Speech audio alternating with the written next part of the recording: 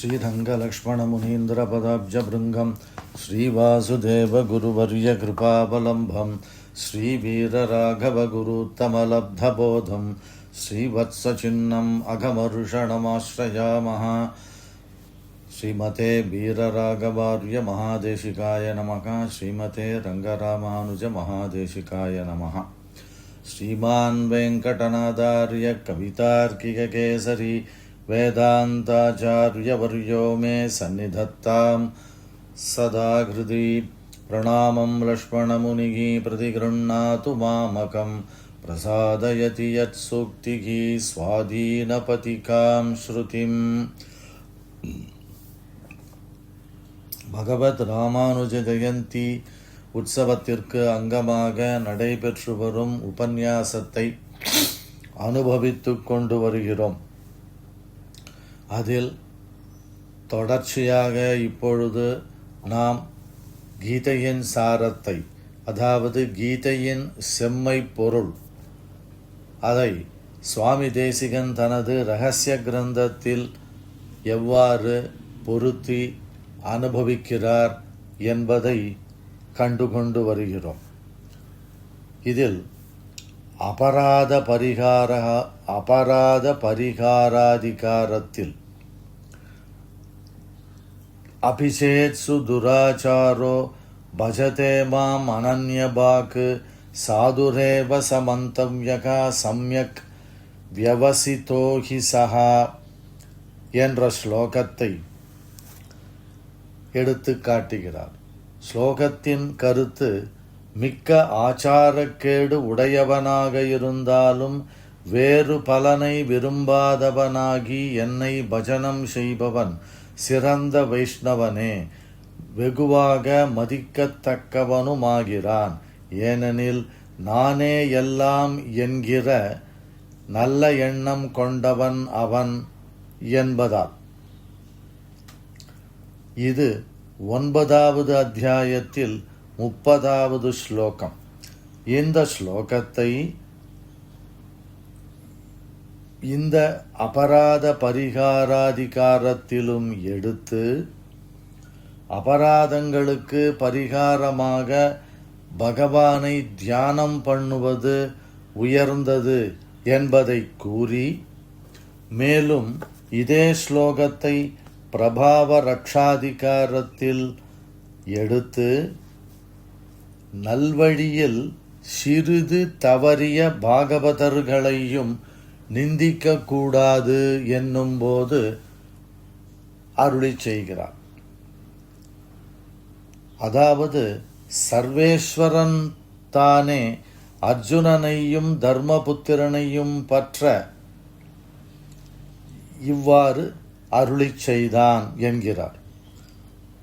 இங்கு தர்மபுத்திரனை குறித்து சொல்லும் பொழுது ஆஸ்வமேத பர்வாவில் வரும் ஒரு ஸ்லோகம் ஞாபகம் வருகிறது. அபிபாபேஷ்வபிரதா மத்பக்தாக பாண்டுநந்தன முச்சியந்தே பாதகைஹி சர்வைஹி பத்மபத்ரமிவாம்பசா என்று.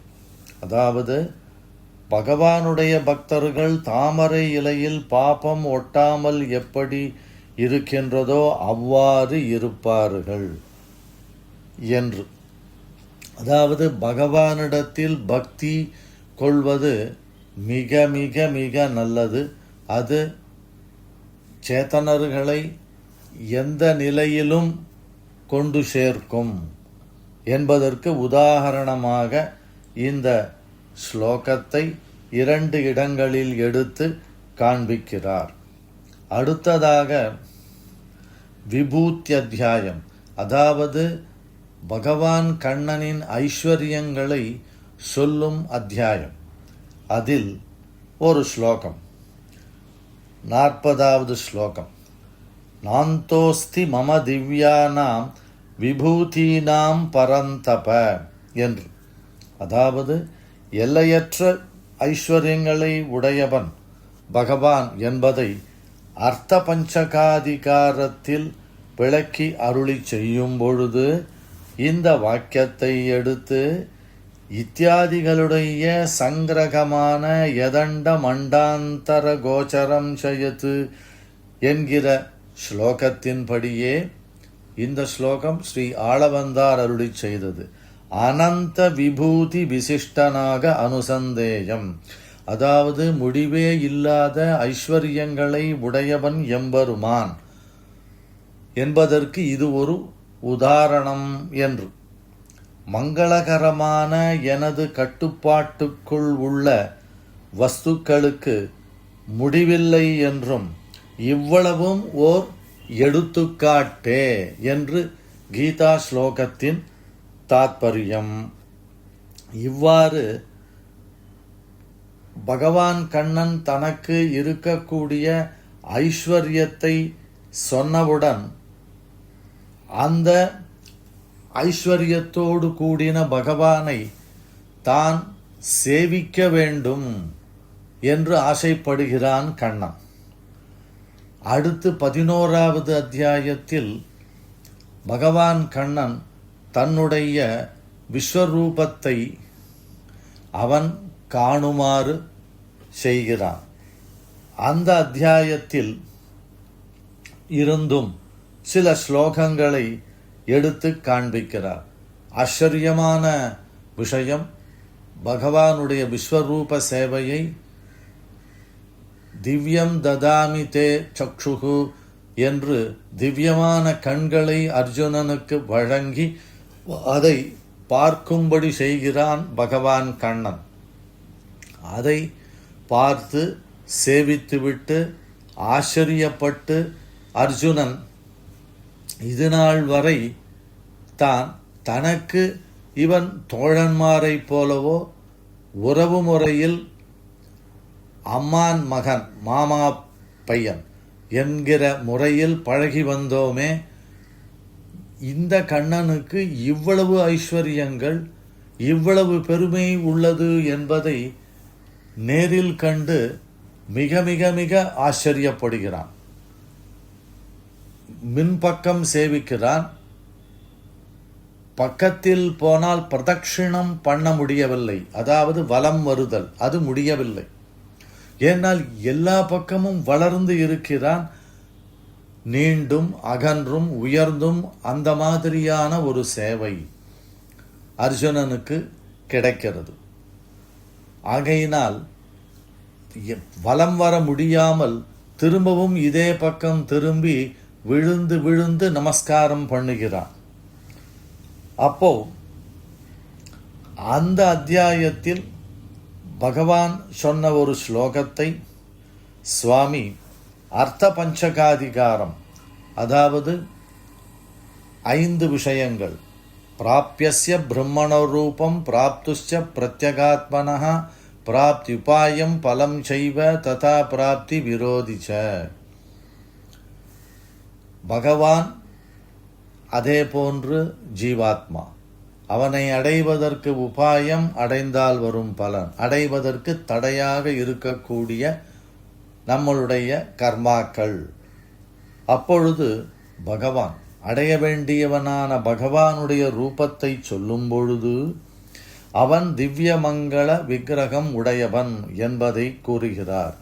அப்பொழுது தத்ரைகஸ்தம் ஜகத்கிருஷ்ணம் பிரவிபக்தமநேகதா அபஷ்யன் தேவதேவஸ்ய ஷரீரே பாண்டவஸ்ததா மற்றும் பஷ்யாமி தேவான் தவ தேக தேகே சர்வாம்ஸ்ததா பூத விசேஷ சங்கான் பிரம்மாணமீஷம் கமலாசனஸ்தம் ருஷீம்ஷ சர்வான் உரகான்ஷ தீப்தான் என்கிற 2 ஸ்லோகங்களை எடுத்து தத்ரைகஸ்தம் ஜகத்கிருஷ்ணம் பஷ்யாமி தேவான் தவ தேவதேகே என்கிறபடியே சர்வ ஜகதாஸ்ரயமான அப்ராகிருத திவ்ய மங்கள விக்கிரக விசிஷ்டமாக அனுசந்தேயம் என்கிறார்.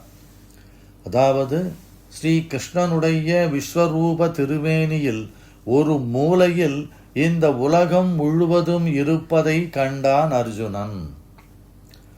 தேவனே அதை பார்த்துவிட்டு தேவரீரது திருமேனியில் தேவதைகளை பார்க்கிறேன் என்று கூறுகிறார். ஆச்சரியமான ஒரு அதிகாரம். பகவானுடைய ஐஸ்வர்யம் இவ்வளவுதான் என்று அளவிட்டு சொல்ல முடியாது. அதை நேரில் கண்டவன் அர்ஜுனன். இவன் மட்டுமல்லாமல் இந்த நிகழ்வை திருதராஷ்டிரனுக்கு சொல்லிக் கொண்டு வரும் சஞ்சயரும் தன்னுடைய ஆச்சாரியன் வியாசர் அவருடைய அனுகிரகத்தினால் இந்த விஸ்வரூப சேவையை சேவித்து பாக்கியம் பெற்றான். அடுத்ததாக உபாய விபாகாதிகாரம். அதில் பக்தி, பரபக்தி, பரஜான, பரமபக்தி ஆகியவற்றை விளக்கும் பொழுது மன்யசே யதி தச்சக்யம் மயா திரஷ்டுமிதி பிரபோ யோகேஸ்வர ததோமே த்வம் தர்ஷயாத்மானமவ்யயம் என்கிற ஸ்லோகத்தை எடுத்து காட்டுகிறார்.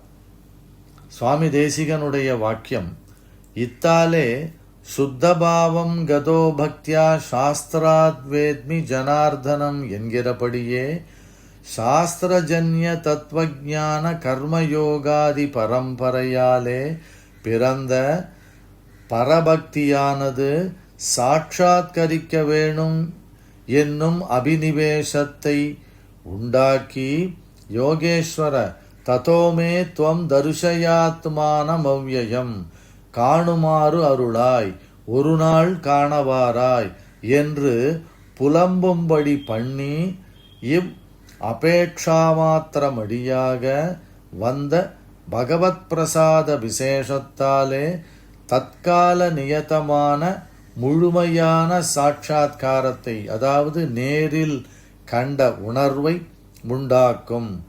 இந்த சாட்சாத்காரமே பரஜானம் என்று பேசப்பட்டது.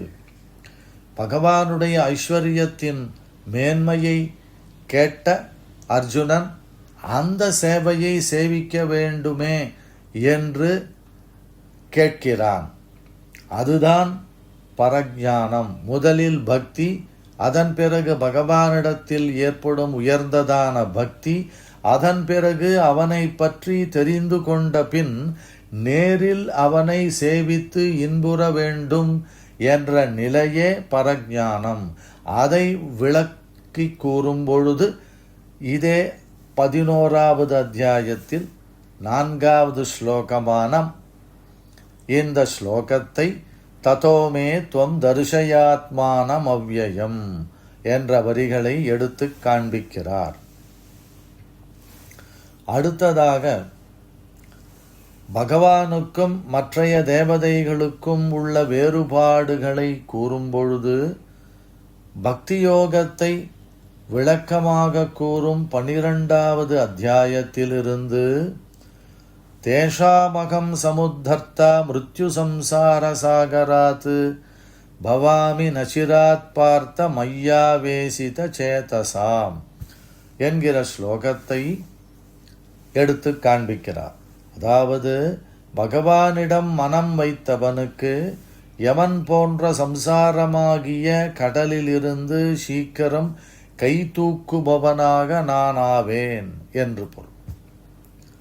சுவாமி தேசிகனுடைய வாக்கியம், மோட்ச ருச்சி பிறந்து வல்லதொரு உபாயத்திலே மூண்டால், அதாவது பகவானை அடைய பக்தியோ அல்லது பிரபத்தியோ ஏதேனும் ஒன்றை கை கொண்டால் தேஷாமகம் சமுத்தர்த்தா மிருத்யு சம்சார சாகராத் பவாமி நசிராத் பார்த்த மையாவேசித சேதசாம் என்கிறபடியே மோட்சத்திற்கு விளம்பமில்லை என்கிறார். விளம்பம் என்றால் காலதாமதம், அதாவது இந்த ஜன்மாவிலேயே கண்டிப்பாக மோட்சம் உண்டு என்று பொருள். அடுத்ததாக பரிபூர்ண பிரம்மானுபவாதிகார், பகவானை முழுமையாக அனுபவிக்கும் விதத்தை சொல்லும் அதிகாரம். அதில் சாயுஜ்யம் எனும் சப்தத்திற்கு சரியான பொருளை கூறுகிறார். அப்பொழுது 14வது அத்தியாயத்திலிருந்து ஒரு ஸ்லோகம். இதம் ஞானமுபாஸ்ருத்ய மம சாதர்மியமாகதாக சர்க்கேபி நோபஜாயந்தே பிரளயேன வியதந்தி ச என்று. அதாவது இந்த ஸ்லோகத்தில் முக்கியமான பாகம் மம சாதர்மியமாகதாக. இதுவே சாயுஜ்யம் எனும் சப்தத்திற்கு பொருள். சுவாமி அழகாக விளக்கும் அவரது வாக்கியத்தை பார்ப்போம். சப்த சக்தி இன்றிக்கே இருக்க பேத ஸ்ருதிகளும் விரோதிக்க. இந்த சப்தத்துக்கு பொருள் பேராக இருக்கும் பொழுது பேதஸ்ருதிகள், அதாவது பகவானுக்கும் ஜீவாத்மாவுக்கும் வித்தியாசம் உள்ளது என்று கூறும் ஸ்ருதி வாக்கியங்கள். அப்பொழுது சாயுஜ்ய சப்தத்திற்கு ஐக்கியம், ஒன்றாகவே இருப்பது, ஒன்றாகவே இணைவது என்பது பொருளாக நினைத்திருப்பாருக்கு முக்தன் பரமசாமியத்தை அடையும் என்றும் தாதிருக்காம் என்றும் சொல்லுகிற ஸ்ருதி வாக்கியங்களும் விரோதிக்கும். மோட்சமடைவதற்கு உபாயத்தை அனுஷ்டித்த பத்த ஜீவர்கள் முக்தனாக ஆகிறார்கள், பரமசாமியத்தை அடைகிறார்கள் என்று ஸ்ருதி வாக்கியம் கூறுகிறது. அதாவது பகவானுக்கு சமானமான நிலை. அந்த சமானமான நிலையில் பகவான் அனுபவிக்கும் போகங்கள் இவனுக்கும் உண்டு என்று ஸ்ருதி வாக்கியங்கள். அந்த வாக்கியங்களும் சாயுஜ்ய சப்தத்திற்கு ஐக்கியம், ஒன்றாகவே ஆவது என்று பொருள் கூறினால் அது விரோதிக்கும். இவ்விஷயத்தையே மம சாதர்மியமாகதாக என்று கீதாச்சாரியனும் அருளிச் செய்தான். அதாவது எனக்கு சமானமான நிலை உண்டாகும் என்று பொருள். சூத்திரக்காரரான வேதவியாசரும் போகமாத்திர சாமியலிங்காச்ச, போகத்தில் பகவானுக்கு சமானமான நிலை என்று மட்டுமே அருளிச் செய்கிறார். அடுத்து 15வது அத்தியாயமான புருஷோத்தமாத்தியாயம். அதிலிருந்து பல ஸ்லோகங்களை எடுக்கிறார். அதில் சேதனன் அச்சேதனம் பகவான் என்ற தத்துவத்ரயங்கள் இதனுடைய பிரிவை கூறும்பொழுது புமான் ந தேவோ ந நரஹ நாயம் தேவோ ந மர்த்யோவா க்ஷரஹா சர்வாணி பூதானி கூட்டஸ்தோ அக்ஷர உச்யதே இத்தியாதிகளாலே த்ரிவித ஜீவர்களுடைய பிரகாரம் விவேகிக்கப்பட்டது என்கிறார். பத்தாள் சம்சாரத்தில் இருக்கும் அவர்கள், முக்தர்கள் சம்சாரத்தில் இருந்து மோட்சம் அடைந்தவர்கள், நித்தியர்கள் அதாவது சவயச இவ என்று பராசரபட்டர் அருளிச் செய்வது போல் பகவானுக்கு சமானமான நிலையிலேயே நித்தியர்களாக அனந்த கருட விஸ்வக்சேனாதிகள் இருப்பவர்கள் என்று. க்ஷரம் என்பது கர்மத்துக்கு உட்பட்டிருக்கிற எல்லா பிராணிகள். அக்ஷரம் என்பது கர்ம சம்பந்தம் போய் வேறுபாடு இல்லாமல் இருக்கும் முக்தாத்மா. ஆத்மாக்கள் ஒன்றுக்கொன்று வேறுபாடு இல்லை, எல்லாம் ஒன்று. அந்த நிலையை இவன் அடைகிறான். அடுத்து பரிபூர்ண பிரம்மானுபவாதிகாரத்தில் இதே சாயுஜ்ய பதத்திற்கு பொருள் சொல்லும் பொழுது உத்தம புருஷஸ்த்வன்யஹ பரமாத்மா இத்யுதாகிருதஹ யோ லோகத்ரயமாவிஷ்ய பிபத்யவ்யய ஈஸ்வரஹ. அதாவது இருவகை ஜீவர்களிலும் மேம்பட்டவன் புருஷோத்தமன். அவன் இவர்களை காட்டிலும் வேறானவன். அவனே உத்தம புருஷன், அவனே பரமாத்மா, அவனே அழியும் சுபாவம் உள்ளவன். அவனே அழியும் சுபாவம் சிறிதும் இல்லாதவன், ஈஸ்வரத் தன்மையும் பெற்று 3 லோகங்களையும் புகுந்து தாங்குபவன் என்று பொருள். இந்த ஸ்லோகத்தை எடுத்து காட்டி முக்தனுக்கு ஞான போகாதிகளாலே வந்த பரமசாமியமே உள்ளது என்கிறார். ஞானம் மற்றும் போகம் இவைகள் பரமாத்மாவுக்கு இருக்கும்படியான நிலையில் முக்தாத்மாவுக்கும் உள்ளது. அப்படிப்பட்ட பரமசாமியமே உள்ளது என்று சுவாமி தேசிகனுடைய ஸ்ரீ சூக்தி. அறிவுக்கு மலர்ச்சி, போகத்தில் பகவானுக்கு நிகரான அனுபவம் என்று. அடுத்ததாக மூலமந்திராதிகாரம். மூலமந்திரம் திருமந்திரம் 8 எழுத்து என்று சொல்லப்படும் நாராயண மந்திரத்தின் அர்த்தத்தை விசதமாக எடுத்து விளக்கி கூறும் அதிகாரம். இதில் இதே ஸ்லோகத்தில் யோ லோகத்ரயமாவிஷ்ய பிபர்த்யவ்யய ஈஸ்வரஹா என்ற பகுதியை எடுத்து நரசப்த வாச்சியரான திரிவித ஆத்மாக்கள், பத்தாள், முக்தாள், நித்தியர்கள் சமூகங்களுக்கும் அபேட்சித ஹேத்துவுமாய், அதாவது விரும்பப்பட்ட பலனுக்கு காரணமான பகவான் ஸ்வயம் போக்யதையாலே உபேயமுமாய் யோ லோகத்ரயமாவிஷ்ய பிபர்த்யவ்யய ஈஸ்வரஹா இத்தியாதிகளில் படியே ஆதரமுமாய் இருக்கிறபடி சொல்லப்பட்டது என்கிறார். அடுத்ததாக வரும்பொழுது இவ்வளவு விஷயங்களை கூறுகிறோமே, இதற்கு சான்று என்ன என்று யோசிக்க தோன்றும். அப்பொழுது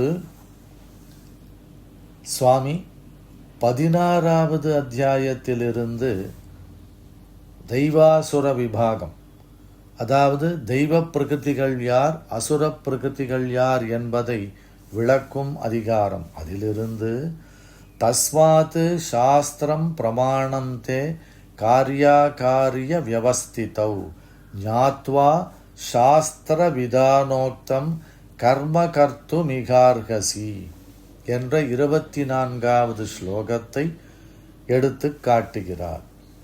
செய்ய வேண்டியவைகள் எவைகள், செய்யக்கூடாதவைகள் எவைகள் என்ற ஏற்பாட்டில் சாஸ்திரம் ஒன்றே பிரமாணம் என்று பொருள்.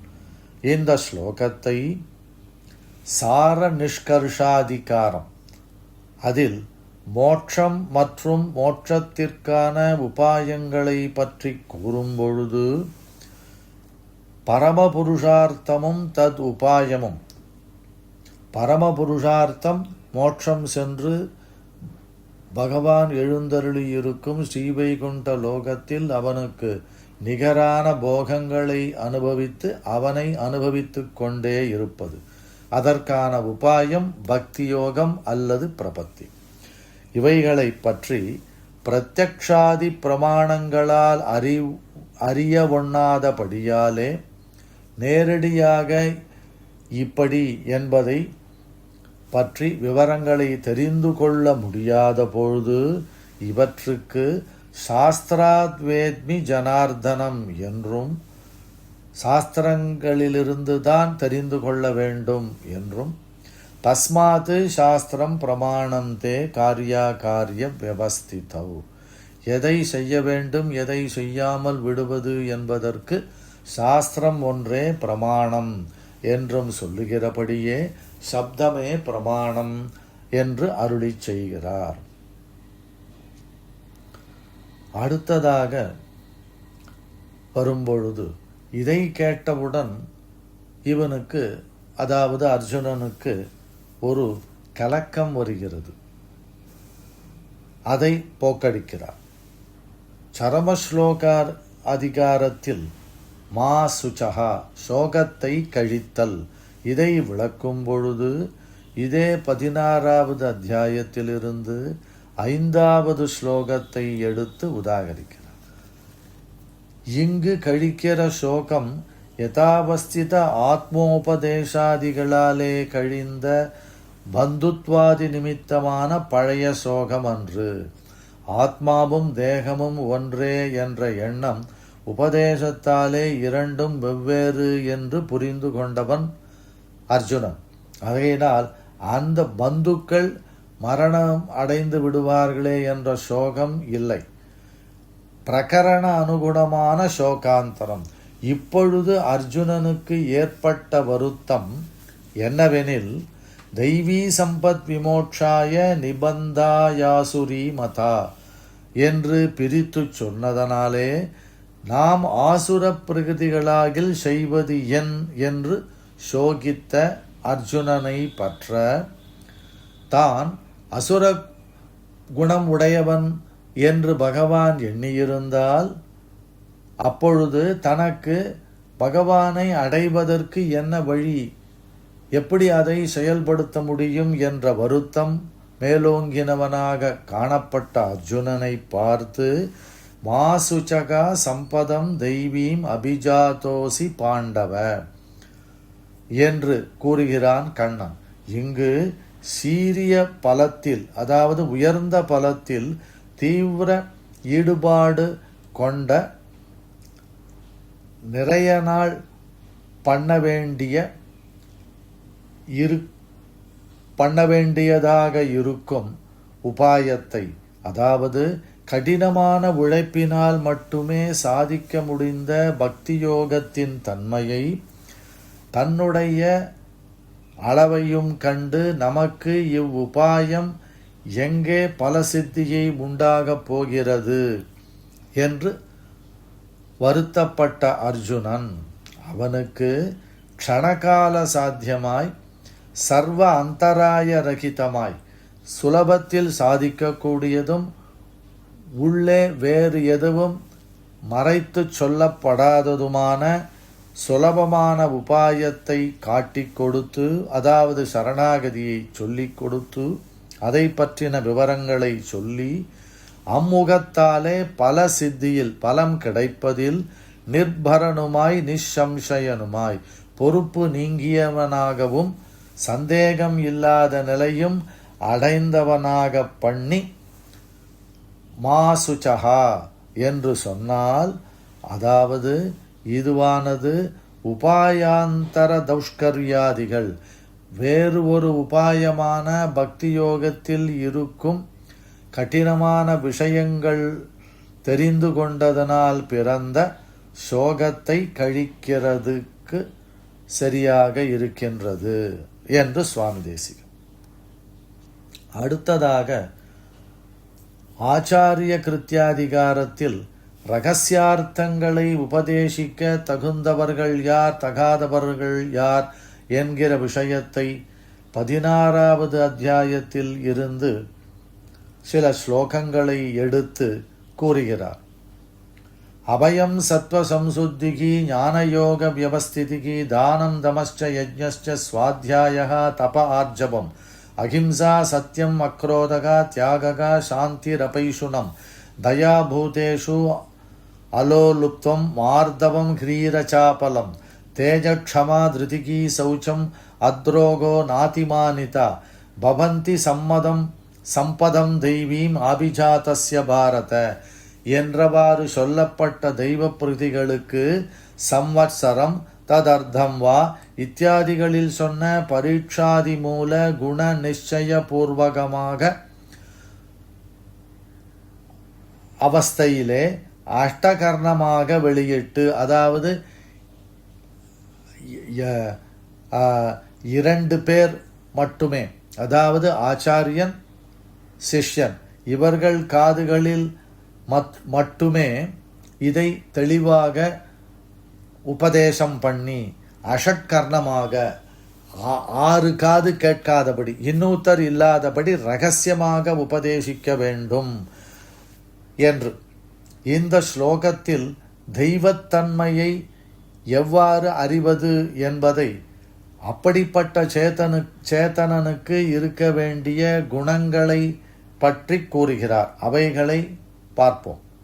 துக்கத்திற்கான காரணத்தை கண்டும் பயப்படாமல் இருத்தல், மனதில் ரஜோகுணம் தமோகுணம் கலக்காமல் இருத்தல், பிரகிருதியை விட ஆத்மா வேறானது என்ற எண்ணத்தோடு இருத்தல், தானம் பண்ணுதல், மனதை அடக்குதல், பலனை எதிர்பாராமல் யாகங்களை செய்தல், பரமாத்மாவின் பொருட்டே வேதம் ஓதுதல், தவம் புரிதல், மனது சொல் செயல் இவற்றால் ஒரே கருத்துடன் இருப்பது, ஹிம்சை செய்யாமல் இருப்பது, உண்மையே பேசுவது, கோபமில்லாமை, பிறரை அழிக்க வேண்டும் என்ற எண்ணம் துளியும் இல்லாதிருத்தல், ஹிதம் அல்லாததை விட்டுவிடுதல், வெளி இந்திரியங்களை அடக்குதல், கோள் சொல்லாமல் இருத்தல், பிராணிகளிடத்தில் கருணையோடு இருப்பது, விஷயங்களில் ஆசை இல்லாமை,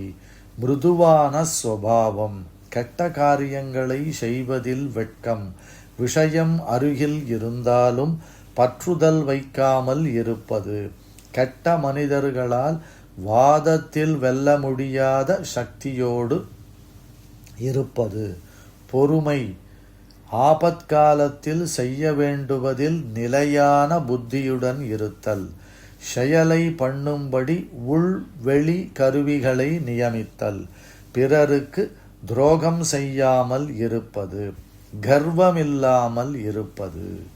இத்தகைய குணங்களோடு கூடினவனுக்கு உபதேசம் செய்யலாம் என்பது தெளிவாகின்றது.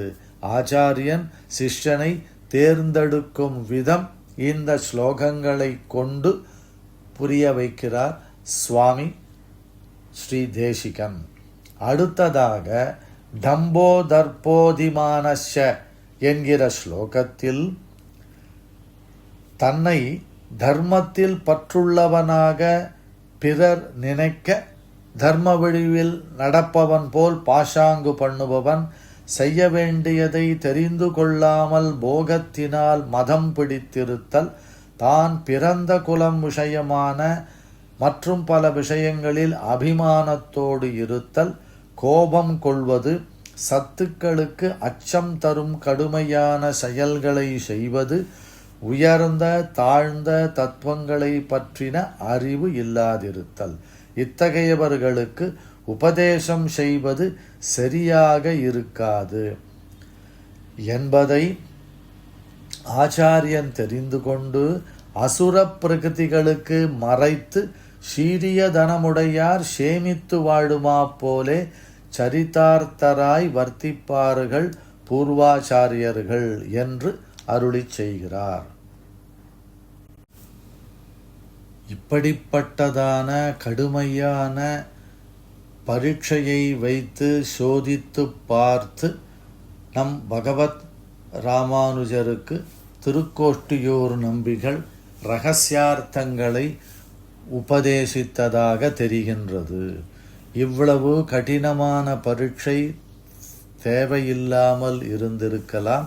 ஆனால் ஆச்சாரியனுடைய திருவுள்ளம் எப்படியோ அவ்வாறே நடந்தேறியது.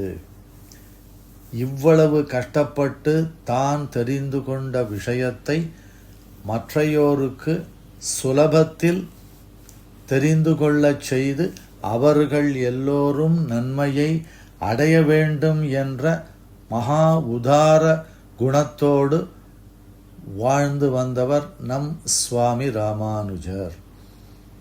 உதாரா சர்வ ஏவைதே என்று கண்ணன் கீதையில் அருளி செய்த கிரமத்தில் எல்லாவிதமான பிரிவுகளோடு கூடின மக்களையும் ஞானியானவன் உயர்ந்தவன், இவன்தான் வள்ளல், அதற்கு தகுந்தபடி திகழ்ந்திருக்கிறார் நம் சுவாமி ராமானுஜர். அடுத்ததாக ஒரு ஸ்லோகம். யஜந்தே சாத்விகா தேவான் யக்ஷரக்ஷாம்சி ராஜசாஹ பிரேதான் பூதகணாம்ச்சான்யே யஜந்தே தாமசா ஜனாஹ என்கிற ஸ்லோகத்தை அர்த்த பஞ்சகாதிகாரத்தில் பிராப்தி விரோதியை விளக்கும் பொழுது பகவானை அடைவதற்கு தடையாக இருக்கும் அவைகளை கூறும்பொழுது உதாகரிக்கிறார். ஸ்ரீ சுவாமி தேசிகனுடைய வாக்கியம்: க்ஷுத்ர சுகாதிகளுக்கு சாதனமான ராஜச தாமச சாஸ்திரார்த்தங்களை கொண்டு யக்ஷரக்ஷாம்சி ராஜசாகா பிரேதான் பூதகணாம் சான்யே யஜந்தே தாமசா ஜனாக என்கிறபடியே தன்னோடு ஒக்க ஒழுகு சங்கிலியிலே கட்டுண்டு உழலுகிற க்ஷேத்திரஜர், அதாவது கர்ம வன் பாசத்தால் கட்டுண்டவர்களான பிரம்மா சிவன் இந்திரன் முதலானோலவர்கள் அவர்கள் காலிலே விழப்பண்ணியும் என்று. அதாவது ஸ்லோகத்திற்கு தாத்பரியம் என்ன என்றால், ரஜோகுணம் மேலிட்டவர்கள் யட்சர்களையும் ராட்சசர்களையும் ஆராதிக்கின்றனர், தமோகுணம் மேலிட்டவர்கள் பூதங்களையும் பிரேதகணங்களையும் ஆராதிக்கின்றனர் என்றாம். அப்பொழுது இந்த நிலையில் இருக்கக்கூடிய ரஜோகுணம் பெற்றவர்களும் தாமசகுணம் பெற்றவர்களும் பகவானை அடைவதற்கு தடையாக இருக்கின்றன என்று பொருளாம். அடுத்ததாக கீதையின் கடைசி அத்தியாயமான 18வது அத்தியாயம், அதை எடுத்து பல இடங்களில் உதாகரிக்கிறார். ஸ்வே ஸ்வே கர்மண்யபிரதः சம்சித்திம் லபதே நரः ஸ்வகர்ம நிரதः சித்திம் யதா விந்ததி தச்ருணு என்கிற ஸ்லோகத்தை பிரபாவ வியவஸ்தாதிகாரத்தில் சரணாகதியினுடைய பிரபாவம் இத்தகைய வரையரம்பிற்குள் உட்பட்டது என்பதை கூறும்பொழுது ஜாதி ஒழுக்க வரையறைக்கு பிரமாணமாக காட்டுகிறார். அதாவது பகவத்கீதாதிகளிலும் ஸ்திரியோ வைஷ்யா ததா சூத்ராகா தேபியாந்தி பராங்கதிம் என்றும் ஸ்வே ஸ்வே கர்மண்யபிரதா என்றும் யத பிரவருத்திர்பூதானாம் ஏன சர்வமிதம் ததம் ஸ்வகர்மணா தமப்யர்ச்ய சித்திம் விந்ததி மானவஹா என்ற ஸ்லோகங்களிலும் சொல்லியபடி பாகவதனுக்கே யதாபூர்வம் ஜாதி வியவஸ்தையும் அதுக்கு அனுரூபமான விருத்த வியவஸ்தையும் சுஸ்பஷ்டமாக சொல்லப்பட்டது என்கிறார். அதாவது சரணாகதி எல்லோரும் அனுஷ்டிக்கலாம், ஆச்சாரியன் மூலமாக பகவானை அடைய, அதாவது மோட்ச பிராப்தி பெற ஆச்சாரியன் மூலமாக சரணாகதி செய்து கொள்வதே சரியான வழி. அதில் யாராக இருந்தாலும், பசுவாக இருக்கலாம், மனிதனாக இருக்கலாம், எல்லோரும் சரணாகதி பண்ணிக்கொள்ளலாம். எல்லோருக்கும் மோட்சம் ஒன்றான மோட்சமே, அங்கு வித்தியாசம் இல்லை. ஆனால் இந்த லோகத்தில் இருக்கும் வரையில் அவரவர்கள் வர்ணம் ஆசிரமம் இதற்கு தக்கபடி, அதாவது பிராமண க்ஷத்ரிய வைஷ்யாள் என்கிற வர்ணமும், பிரம்மச்சாரி கிரகஸ்தன் வானப்பிரஸ்தன் சந்நியாசி என்கிற ஆசிரமும் அந்தந்த நிலைக்கு தகுந்தபடி அவரவர்கள் செய்ய வேண்டிய கர்மாக்களை சாஸ்திரம் விதித்தபடி அதில் பக்தியோடு அவசியம் செய்ய வேண்டும். அதாவது தன் கர்மாக்களில் பிரீத்தி உள்ளவனாக இருந்து மனிதன் அடைய வேண்டிய புருஷார்த்தத்தை அடைகிறான். மனிதன் கர்மாவினால் அந்த பகவானை ஆராதனம் செய்து சித்தியை அடைகிறான் என்று ஸ்லோகங்களின் கருத்து. இதை எடுத்து சரணாகதிக்கு பிரபாவம் உண்டு, ஆனால் மோட்சத்திற்கு சென்ற பிறகு வித்தியாசம் இல்லை.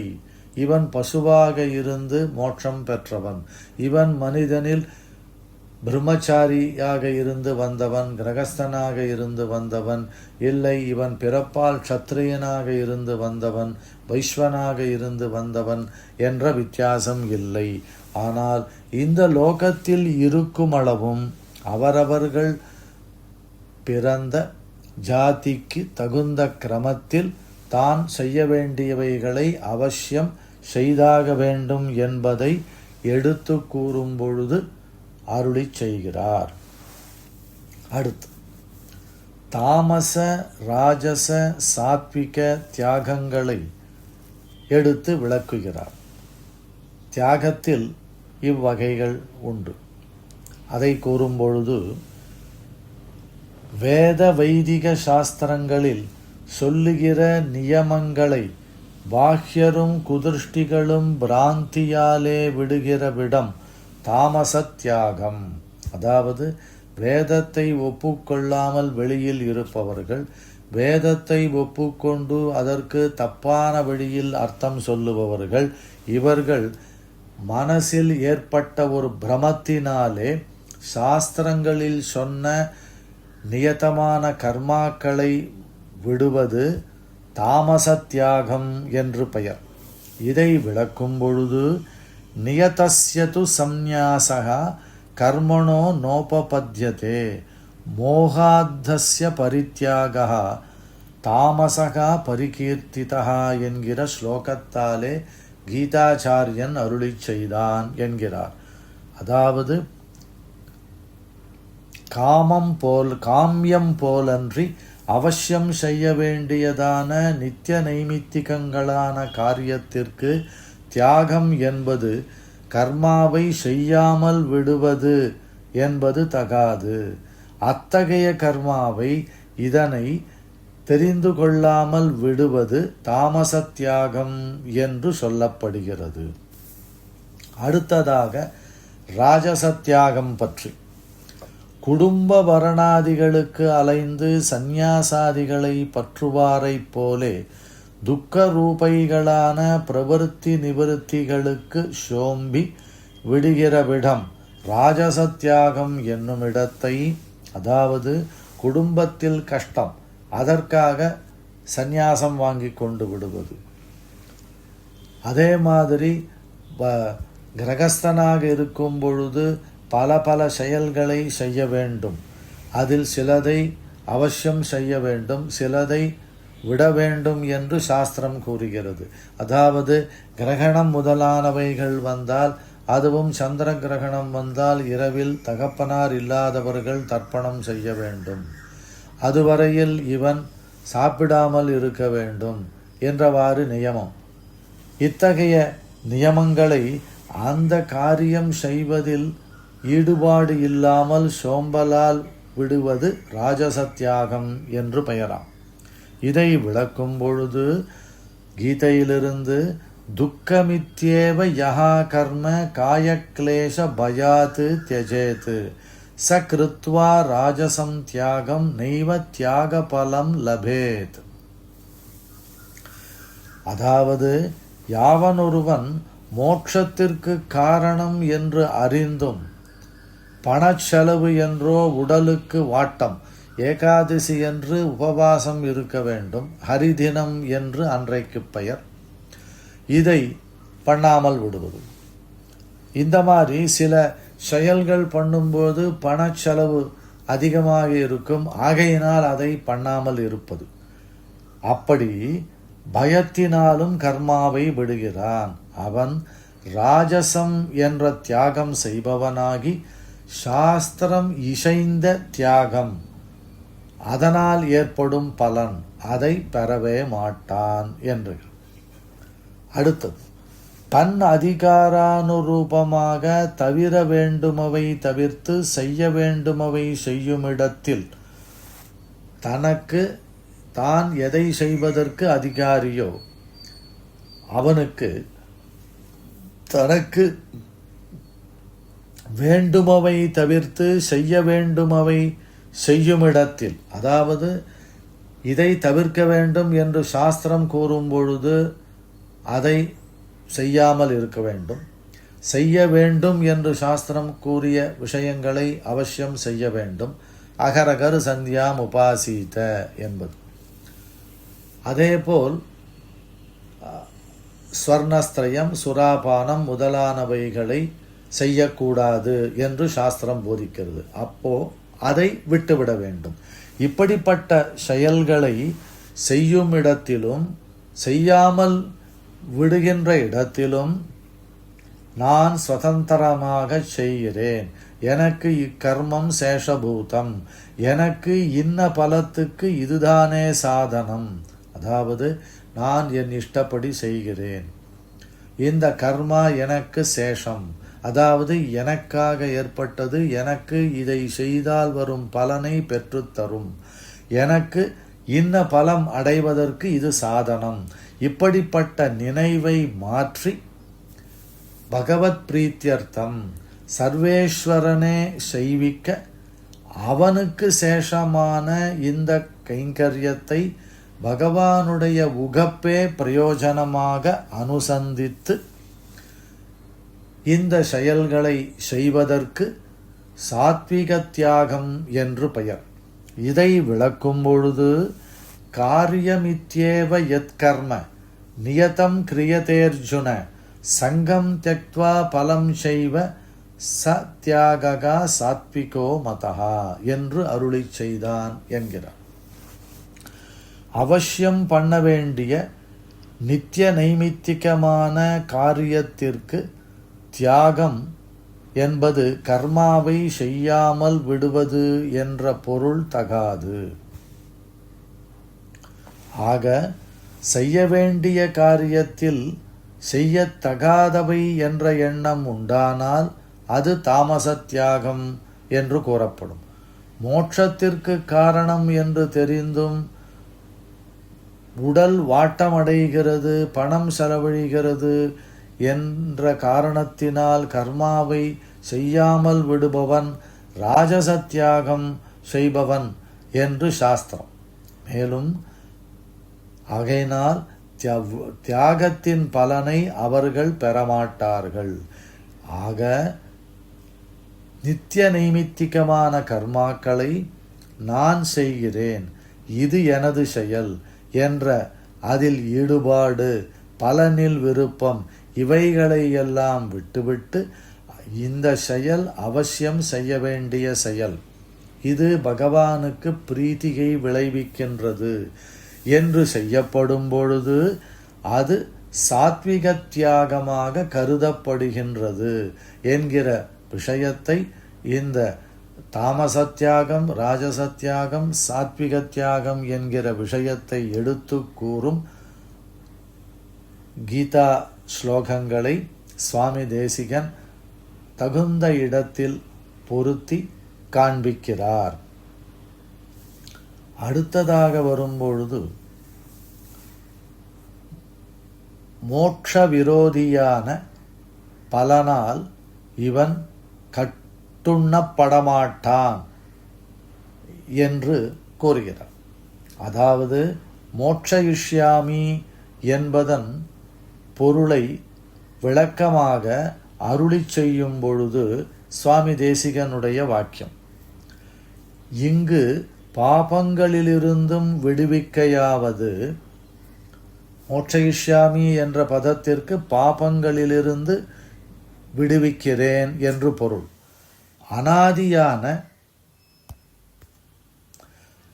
விபரீத அனுஷ்டானத்தாலே பிறந்த நிக்கிரக அபிப்பிராயத்தை ஈஸ்வரன் தான் விடுகை.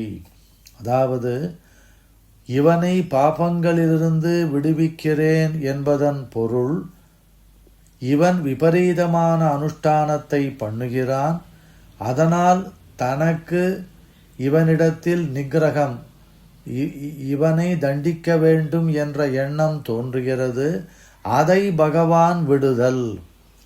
இந்த நிக்கிரக நிவர்த்தியாலே இவனை நிக்கிரகம் பண்ண வேண்டும் என்ற எண்ணம் பகவானுக்கு போவதால் நிக்கிரக காரியங்களான அவித்யாதிகள் எல்லாம் நிவர்த்தங்களாம்.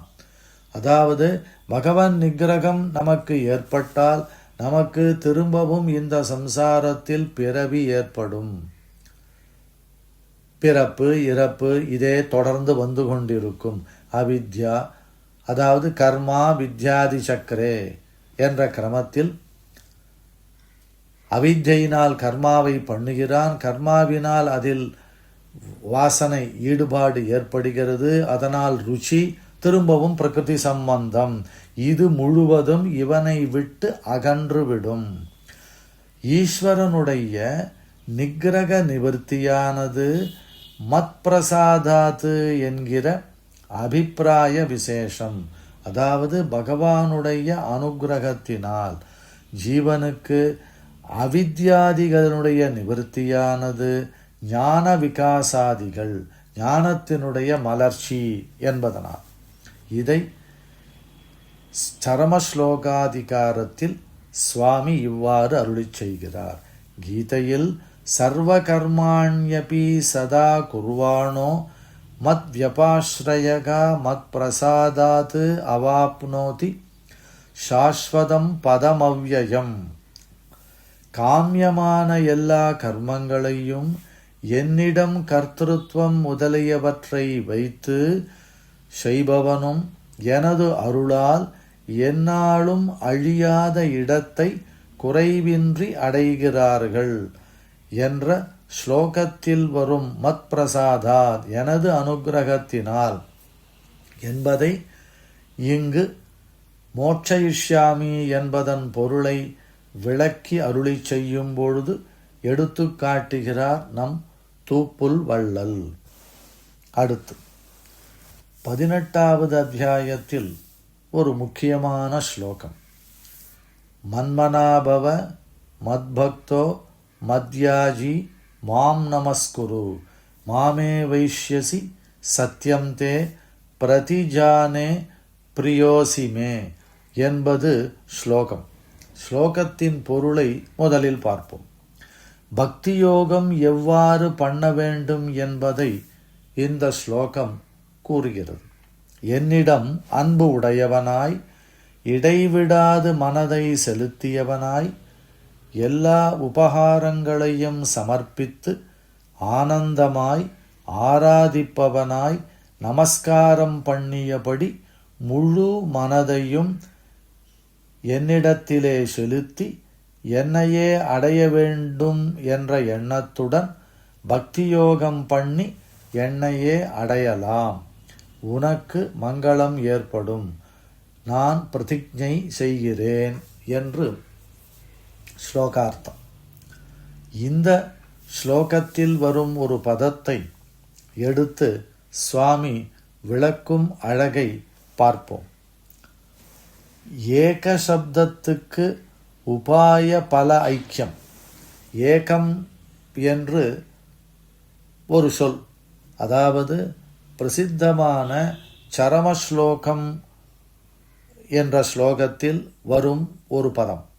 சர்வதர்மான் பரித்யஜ்ய மாமேகம் சரணம் ரஜ அகம் த்வா சர்வ பாபேபியோ மோட்சயிஷ்யாமி மாசுச்சஹா என்று. அதில் ஏகம் என் ஒருவனையே. இதற்கு விளக்கம் சுவாமி தேசிகன் கூறும்பொழுது, ஒன் தாமரையாள் கேள்வன் ஒருவனையே நோக்கும் உணர்வு. ஒருவன் என்றால் பகவான் மட்டுமில்லை, நம் சம்பிரதாயத்தில் ஒரு மிதுனமே உத்தேசம். அதாவது இரட்டை திவ்ய தம்பதிகள், எம்பிரான் எம்பிராட்டி இருவருமே உத்தேசம் என்று. அப்பொழுது ஏக சப்தத்திற்கு பல அர்த்தங்கள், அதில் உபாய பல ஐக்கியம். உபாயமும் எம்பெருமான் ஒருவனே, பலமும் அவனே என்றது பொருளான போது, இந்த இஷ்ட பிராப்தியும் நமக்கு இஷ்டமானதை அடைவதிலும் இச்ஸ்லோகத்திலே சுவ்யக்தமாக சொல்லிற்றாம். இந்த ஸ்லோகத்தில் தெளிவாக கூறப்பட்டுள்ளது.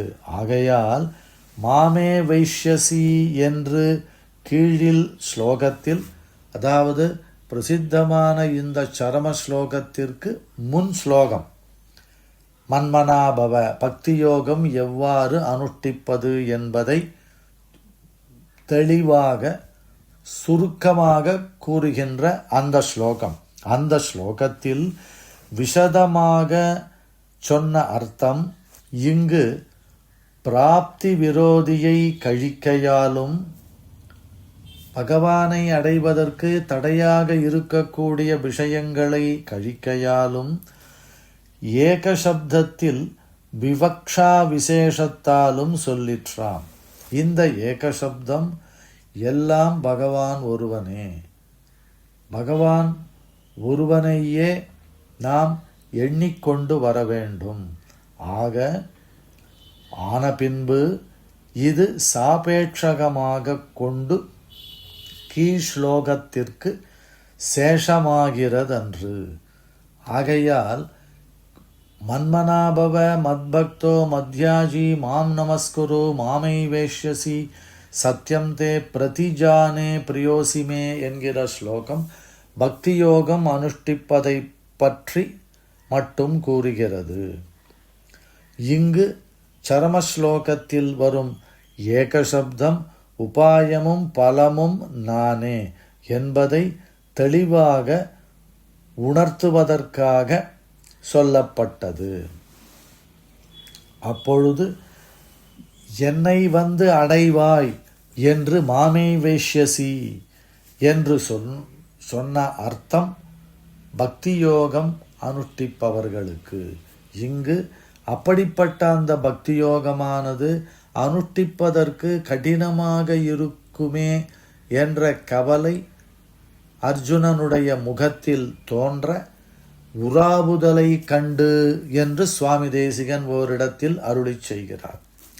அப்படிப்பட்ட நிலையில் அதை பார்த்து அப்படியான கடினமான உபாயங்களை நீ செய்யாமல் இரு, அதை விட்டுவிடலாம். அதை விட்டுவிட்டு நீ பண்ண வேண்டிய செயல் ஒன்றே ஒன்று, என்னை சரணமாகப் பற்று. சரணமாகும் தனதால் அடைந்தார்க்கெல்லாம் மரணமானால் வைகுந்தம் கொடுக்கும் பிரான். நான் உனது பாபங்களை போக்கடிக்கிறேன். என்னை நீ வந்து அடைவதற்கு தடையாக இருக்கக்கூடிய விரோதி வர்க்கங்களை கூட்டங்களை நான் போக்கடிக்கிறேன். மாசுச்சகா, நீ வருத்தப்பட வேண்டாம் என்று சாரமான கீதையின் சரமஸ்லோகத்தின் பொருள். இதை கூறி இந்த கீதோபதேசத்தை முடித்து வைக்கிறார் கண்ணபிரான். இப்படிப்பட்ட இந்த ஆச்சரியமான கீதோபதேசம் சம்பந்தமாக மகாபாரதத்தில் உள்ள கதாபாகங்களில் மொத்தம் 1,00,000 ஸ்லோகம் என்பர். அதில் கீதோபதேசம் முக்கியமானது, விதுர நீதி முக்கியமானது, அம்பு படுக்கையில் படுத்துக்கொண்டு பீஷ்ம பிதாமகர் அருளி செய்த தர்மங்கள் 40 அத்தியாயம் அவைகளும் முக்கியமானது. இதை ஒருவன் வாழ்நாளில் அவசியம் கேட்க வேண்டும். அப்படி கேட்காவிடில் இவன் ஜன்மா வியர்த்தம் என்று ஸ்லோகம் கூறுகின்றது. அந்த பீஷ்ம பிதாமகர் சொல்லிய தர்மங்களை பகவானும் அம்பு படுக்கையின் அருகில் உட்கார்ந்து கொண்டு தர்மபுத்திரர் மற்றும் அவனுடைய தம்பிமார்களுடன் கேட்டதாக மகாபாரதத்திலிருந்து நாம் தெளிகின்றோம். அப்படி தர்மோபதேசங்களை ஆச்சரியமாக தட்டுமாறி, அதாவது சொல்பவன் உயர்ந்த இடத்தில் உட்கார்ந்து கொள்ள வேண்டும், கேட்பவன் தாழ்ந்த நிலையில் இருந்து கேட்டுக்கொள்ள வேண்டும்.